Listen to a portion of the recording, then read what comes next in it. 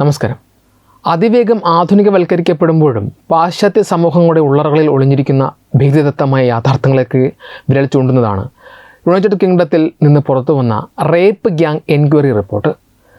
ബ്രിട്ടനിലെ വിവിധ നഗരങ്ങളിൽ പതിറ്റാണ്ടുകളായി പ്രായപൂർത്തിയാകാത്ത പെൺകുട്ടികളെ വ്യവസ്ഥാപിതമായി ലൈംഗിക ചൂഷണത്തിനും പീഡനത്തിനും ഇരയാക്കിയ സംഘടിത ക്രിമിനൽ ശൃംഖലകളുടെ ഞെട്ടിക്കുന്ന വിവരങ്ങളാണ് ഈ സ്വതന്ത്ര അന്വേഷണ റിപ്പോർട്ടിലൂടെ പുറം ലോകം അറിഞ്ഞിരിക്കുന്നത്.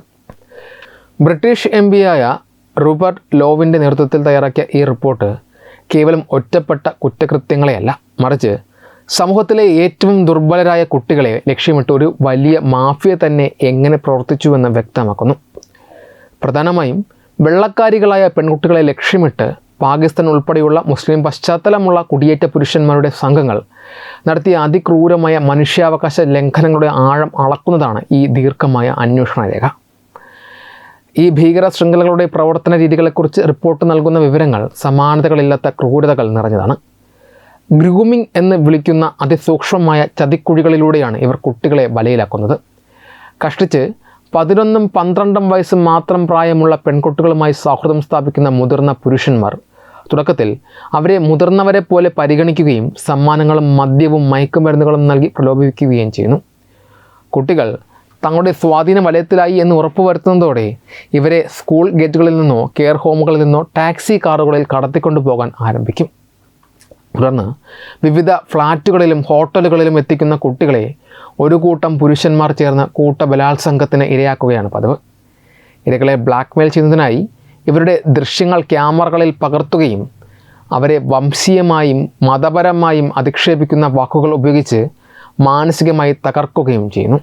കടുത്ത പീഡനങ്ങൾ കാരണം പല പെൺകുട്ടികളും കുട്ടിക്കാലത്ത് തന്നെ ഗർഭിണികളാകുകയും നിർബന്ധിത ഗർഭഛിദ്രങ്ങൾക്ക് ഇരയാകേണ്ടി വരികയും ചെയ്തു.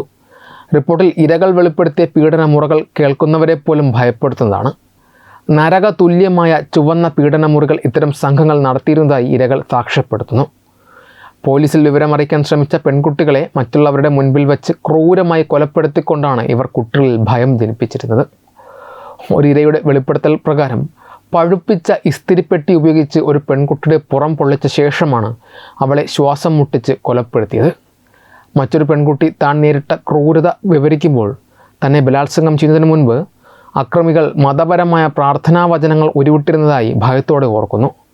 ദിവസേന 10ഓളം പുരുഷന്മാർക്ക് കൈമാറ്റം ചെയ്യപ്പെട്ടിരുന്നതായും വർഷങ്ങൾ നീണ്ട നരകയാതനകൾക്കിടയിൽ 800-ലധികം പുരുഷന്മാരാൽ താൻ പീഡിപ്പിക്കപ്പെട്ടിട്ടുണ്ടെന്നും ഒരു ഇര UK പാർലമെൻറ്റിന് മുൻപിൽ വായിച്ച സാക്ഷ്യപത്രത്തിൽ വ്യക്തമാക്കുന്നുണ്ട്.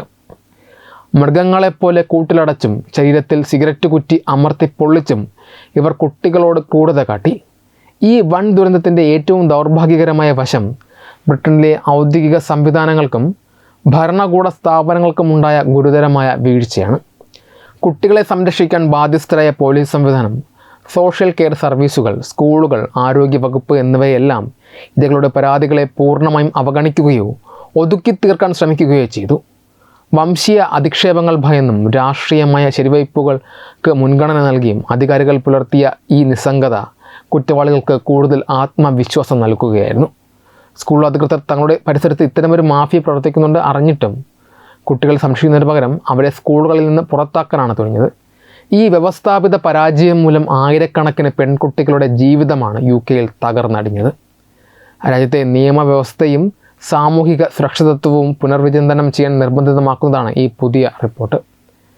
ബ്രിട്ടനിലെ വിവിധ നഗരങ്ങളിൽ പ്രായപൂർത്തിയാക്കാത്ത പെൺകുട്ടികൾക്ക് നേരെ ദശാബ്ദങ്ങളായി നടന്ന സംഘടിത ലൈംഗിക അതിക്രമങ്ങളെക്കുറിച്ചുള്ള റേപ്പ് ഗ്യാങ് എൻക്വയറി റിപ്പോർട്ട് പുറത്തുവന്നതോടെ രാജ്യം വലിയൊരു സാമൂഹിക രാഷ്ട്രീയ പ്രതിസന്ധിയാണ് അഭിമുഖീകരിക്കുന്നത്. കുറ്റവാളികളിൽ ഭൂരിഭാഗവും പാകിസ്ഥാൻ വംശജരായ മുസ്ലിം കുടിയേറ്റക്കാരാണെന്ന ഔദ്യോഗിക വെളിപ്പെടുത്തൽ ബ്രിട്ടീഷ് ജനതയ്ക്കിടയിൽ കടുത്ത രോഷത്തിനും വംശീയമായ ധ്രുവീകരണത്തിനും കാരണമായിട്ടുണ്ട്. ഈ പശ്ചാത്തലത്തിൽ കുറ്റകൃത്യങ്ങളിൽ ഏർപ്പെടുന്ന വിദേശ വംശജരെ, പ്രത്യേകിച്ച് പാകിസ്ഥാനികളെ രാജ്യത്ത് നിന്ന് പൂർണ്ണമായും പുറത്താക്കാൻ ബ്രിട്ടൻ തയ്യാറാകുമോ എന്ന ചോദ്യം അന്താരാഷ്ട്ര തലത്തിൽ തന്നെ സജീവമായ ചർച്ച ചെയ്യപ്പെടുക ഒന്നാണ്. കുടിയേറ്റ നിയമങ്ങൾ പരിഷ്കരിക്കുന്നതിനെക്കുറിച്ചും രാജ്യസുരക്ഷ ഉറപ്പാക്കുന്നതിനെക്കുറിച്ചുമുള്ള സംവാദങ്ങൾ ശക്തമാകുമ്പോഴും ഒരു ജനാധിപത്യ രാജ്യത്തിന് ഇത്തരമൊരു കൂട്ടപ്പുറത്താക്കൽ എത്രത്തോളം പ്രായോഗികമാണ് എന്നത് ഗൗരവമായി പരിശോധിക്കേണ്ടതുണ്ട്. ബ്രിട്ടീഷ് പാർലമെൻറ്റിൽ MP റൂപ്പർട്ട് ലോവ് ഇരകളുടെ നടക്കുന്ന സാക്ഷ്യപത്രങ്ങൾ വായിച്ചതോടെ പൊതുസമൂഹത്തിൽ നിന്ന് കടുത്ത നടപടികൾക്കായുള്ള സമ്മർദ്ദം സർക്കാരിൽ മേൽ ശക്തമാകുകയാണ്. കുറ്റവാളികളെയും അവരെ സഹായിച്ച നെറ്റ്വർക്കുകളെയും കർശനമായി നേരിടണമെന്ന് ഭൂരിപക്ഷം ജനങ്ങളും ആവശ്യപ്പെടുന്നു. എന്നാൽ ഇതിൻ്റെ പേരിൽ ബ്രിട്ടനിലുള്ള മുഴുവൻ പാകിസ്ഥാൻ വംശജരെയും ഒന്നിച്ചു നാടുകടത്തുക എന്നത് ബ്രിട്ടന് നിയമപരമായും ഭരണഘടനാപരമായും സാധ്യമായ ഒന്നല്ല. ബ്രിട്ടീഷ് നിയമവ്യവസ്ഥയുടെ അടിസ്ഥാന തത്വമെന്നത് വ്യക്തിഗതമായ കുറ്റകൃത്യങ്ങളും അതിനുള്ള ശിക്ഷകളുമാണ്. ഒരു പ്രത്യേക വിഭാഗത്തിൽപ്പെട്ട ചിലർ ചെയ്ത ക്രൂരമായ തെറ്റുകളുടെ പേരിൽ ആ വംശത്തിലോ ദേശീയതയിലോ ഉള്ള മുഴുവൻ ആളുകളെയും കുറ്റക്കാരെ ചിത്രീകരിക്കാനോ ശിക്ഷിക്കാനോ ആധുനിക ബ്രിട്ടീഷ് നിയമങ്ങൾ അനുവദിക്കുന്നില്ല. ബ്രിട്ടനിലെ പാകിസ്ഥാൻ വംശജരുടെ പൗരത്വ പദവിയാണ് ഇതിലെ ഏറ്റവും വലിയ സാങ്കേതിക തടസ്സമാവുന്നത്. നിലവിൽ 15 ലക്ഷത്തിലധികം പാക് വംശജർ UK താമസിക്കുന്നുണ്ട്. ഇവരിൽ വലിയൊരു പങ്കും ബ്രിട്ടനിൽ തന്നെ ജനിച്ചു വളർന്ന നിയമപരമായ ബ്രിട്ടീഷ് പൗരത്വം മാത്രമുള്ള വ്യക്തികളാണ്. അന്താരാഷ്ട്ര നിയമങ്ങൾ പ്രകാരം സ്വന്തം രാജ്യത്തെ പൗരന്മാരെ മറ്റൊരു രാജ്യത്തേക്ക് നാടുകടത്താൻ ഒരു ഭരണകൂടത്തിനും അവകാശമില്ല. ഇരട്ട പൗരത്വമുള്ള കുറ്റവാളികളുടെ പൗരത്വം റദ്ദാക്കാൻ സർക്കാരിന് പ്രത്യേക നിയമപരമായ അധികാരങ്ങളുണ്ട് എങ്കിലും അത് കടുത്ത കുറ്റകൃത്യങ്ങളിൽ നേരിട്ട് പങ്കാളികളായ വ്യക്തികളിൽ മാത്രമായി പരിമിതപ്പെടുത്തേണ്ടി വരും. എന്നിരുന്നാലും ഈ റിപ്പോർട്ടിൻ്റെ വെളിച്ചത്തിൽ കുടിയേറ്റ നയങ്ങളിലും ആഭ്യന്തര സുരക്ഷയിലും വിപ്ലവകരമായ മാറ്റങ്ങൾ വരുത്താൻ ബ്രിട്ടൻ നിർബന്ധിതരായിരിക്കുകയാണ്. കുറ്റവാളികൾക്ക് അഭയം നൽകുന്ന താവളങ്ങൾ തകർക്കാനും അതിർത്തി കടന്നുള്ള ഭീകരവാദ ലൈംഗിക മാഫിയ ബന്ധങ്ങൾ അറുത്തുമാറ്റാനും പോലീസ് സംവിധാനങ്ങൾക്ക് കടുത്ത നിർദ്ദേശം നൽകിയിട്ടുണ്ട്. വിദേശ രാജ്യങ്ങളിൽ നിന്ന് UK വരുന്നവർക്കുള്ള വിസ മാനദണ്ഡങ്ങൾ കർശനമാക്കാനും പശ്ചാത്തല പരിശോധനകൾ കൂടുതൽ ശക്തമാക്കാനും സർക്കാർ തീരുമാനിച്ചിട്ടുണ്ട്.